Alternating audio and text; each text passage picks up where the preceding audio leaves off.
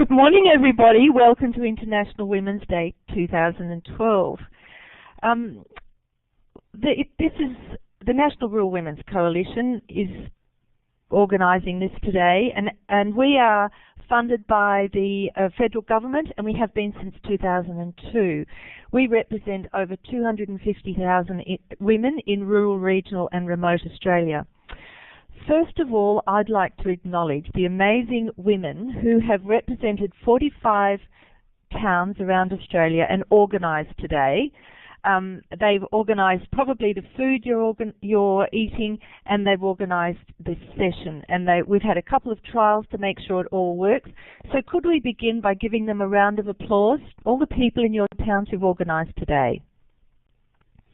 You can give a round of applause on the screen, or you can give a round of applause in your rooms. And I'd like to also welcome two former chairs of the National Rural Women's Coalition who are participating today. That's Daria Turley from Broken Hill and Leslie Young from Latrobe Council. So perhaps give them a little round of applause, because they've worked very hard to make sure the National Rural Women's Coalition grows over the last few years. In 1910, 100 women met in Copenhagen and decided that they would initiate International Women's Day from 1911. So our 100th anniversary, well done all of us.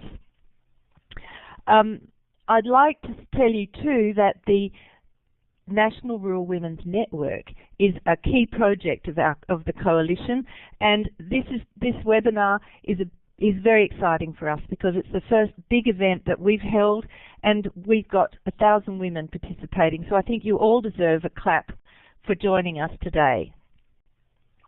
Now I'd like to start the proceedings. We have a brief welcome from Kate Ellis, who's the Minister for the Status of Women. Good morning, ladies and gentlemen.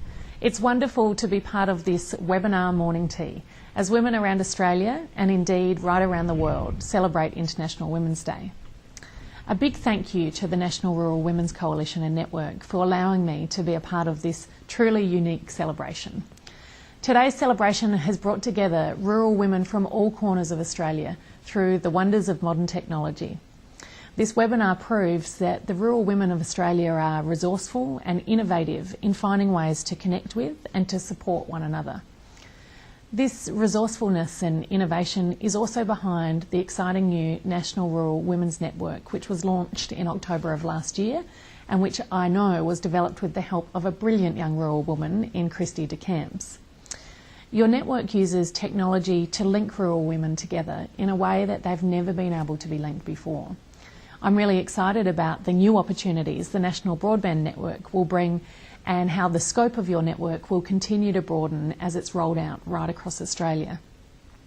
I wouldn't go so far as to say that the massive geographical distance between us no longer exists, but the events of today do show that it can be bridged.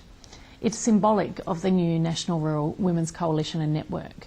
You bring together women across the far reaches of Australia, acting as a conduit between them and the Australian Government.